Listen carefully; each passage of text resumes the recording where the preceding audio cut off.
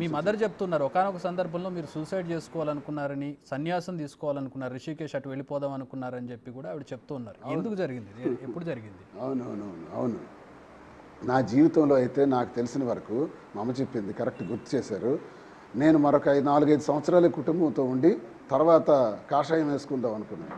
ఎందుకంటే గత 30 సంవత్సరాలుగా నేను అనుభవించిన టార్చర్, ఆ టార్చర్కి తట్టుకోలేక ఆ నిర్ణయం నా చిన్నప్పుడే తీసుకున్నాను, చాలా కాలం క్రితమే.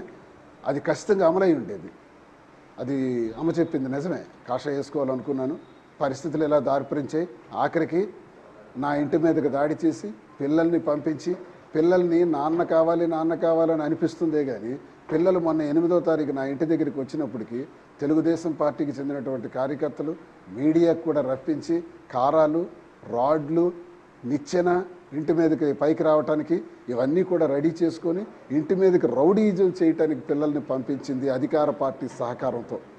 నిన్నను కాక నిన్న మళ్ళీ వచ్చి నిన్న సాయంత్రం మెయిన్ గేట్ని విరగ్గొట్టి ఇంట్లోకి వచ్చి ఇదే డోర్ని, ఈ ఐరన్ డోర్, స్టీల్ డోర్ని పవర్ బ్లేడ్స్ పెట్టి కట్ చేసి ఇంట్లోకి ట్రెస్పాస్ చేసి నా మీద దాడి చేయడానికి వచ్చింది. అంటే తను ఏ ఉద్దేశంతో పిల్లల్ని పంపింది సార్? నాన్న అన్న ప్రేమతో పంపిందా? భర్త అన్న ప్రేమతో వచ్చిందా? సార్, ప్రేమ అంటే 4 గోళ్ల మధ్య జరిగేది. 4 గోళ్ల మధ్య జరిగితే ప్రేమ అంటారు, బహిరంగంగా జరిగితే ప్రతీకారం అంటారు. బహిరంగంగా మీడియాని పిలిచి ప్రజలందరికీ తెలిసేటట్టు చేసి తాళాలు విరగ్గొట్టి ఈ వచ్చే విధానాన్ని ప్రేమతో వచ్చిన విధానం అంటారా సార్? 2 సంవత్సరాల నుంచి జరుగుతున్న ఈ కార్యక్రమంలో ఎన్నికల ముందు నేను ఆస్తులన్నీ రాసిచ్చేస్తే, ఎన్నికల ముందు కూడా ప్రెస్ మీట్ పెడతాను, అబాస్ పాల్ చేస్తానని చెబితే మేము దానికి భయపడి లోబడి ఆ ఆస్తులన్నీ రాసిచ్చేస్తే ఇప్పుడు ఏముందని నా దగ్గరికి వచ్చింది సార్? నేనే ఇల్లు అయితే వాళ్ళకి ఇచ్చానో ఆ ఇంటికి తాళాలు వేసేసారు. నిన్న తాళాలు పగలగొట్టి ఈ ఇంటికి వచ్చారు. ఈ ఇంటికి కూడా నేను రాసేస్తే, ఈ ఇంటికి తాళాలు వేసేస్తే నేను ఎక్కడ బ్రతకాలి సార్? ఏమైపోవాలి సార్? మీరే చెప్పాలి. అందుకే ప్రజలకు మీ ద్వారా ఇవన్నీ నేను తెలియజేస్తున్నాను. ప్రజాప్రతినిధి అయ్యుండి, ఎమ్మెల్సీ అయ్యుండి, ఇప్పుడు పవర్కి సంబంధించి అంటే ఒక 5 ఏళ్ల పాటు పవర్లో ఉన్నటువంటి పార్టీలో ఉండి ఎందుకు ఇంత నిస్సహాయ స్థితిలో ఉండాల్సిన పరిస్థితి ఎందుకు వచ్చింది? అంటే ఎటువైపు బలం కనబడుతుంది? ఇప్పుడు మనం చూసే వాళ్ళకైతే ఆవిడ వైపు బలం, అంటే ఆవిడ చెప్పడం కూడా కార్యకర్తలు మాతోటి ఉన్నారు, క్యాడర్ మాతోటి ఉన్నారు, అసలు బయటకు వచ్చి మాట్లాడమానండి, క్యాడర్ ఎక్కడ ఉంది ఆయనకి, క్యాడర్ అంతా నాతో ఉందని చెప్పి రాజకీయంగా కూడా బలంగా నేనే ఉన్నానని చెప్పి, న్యాయం అంతా నా వైపు ఉందని చెప్పి ఆవిడ చెప్తోంది. వాణి, కార్యకర్తలు బలము ఉంటే జగన్మోహన్ రెడ్డి గారిని కన్విన్స్ చేసి టికెట్ నేనే ఇప్పించాను, నేనే అనౌన్స్ చేశాను దువ్వాడ వాణి పోటీ చేస్తారని. ఆ టికెట్ ఎందుకు పోయింది సార్?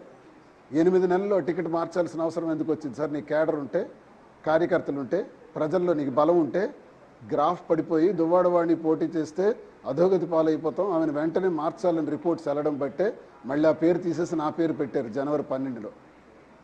నీ కార్యకర్తలు బలం ఉంటే మరి ఎందుకు ఎమ్మెల్యే టికెట్ నిలబెట్టుకోలేపావు?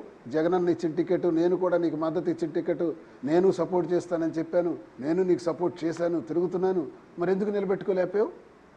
నీ ఊర్లో నీకు బలం ఉందంటున్నావు కదా, నీ ఊర్లో తెలుగుదేశంకి నువ్వు ఎక్కడ సపోర్ట్ చేసావు? 500 మెజారిటీ నాకు వచ్చింది వైసీపీకి. మరెందుకు నీకు బలం ఉంటే అచ్చెన్నాయుడికి ఓట్లు వేయించేలేపావు? అచ్చెన్నాయుడికి సహకారం చేస్తూ అబాస్ పాలయ్యావు తప్ప మెజారిటీ తేలేపోయావా? నీ స్వంతూరులో నాకు 580 మెజారిటీ లింగాల వలస. నీకు ప్రజల బలం ఉంటే, ఓట్లు బలం ఉంటే, కార్యకర్తల బలం ఉంటే ఎందుకు నువ్వు మెజారిటీ ఇవ్వలేకపోయావు తెలుగుదేశానికి? ఎందుకు నా మెజారిటీ ఆపలేకపోయావు? ఏం మాటలు సార్? ఇప్పుడు నీకు బలం, బలమని మనం చెప్పుకుంటే అవుతుంది సార్?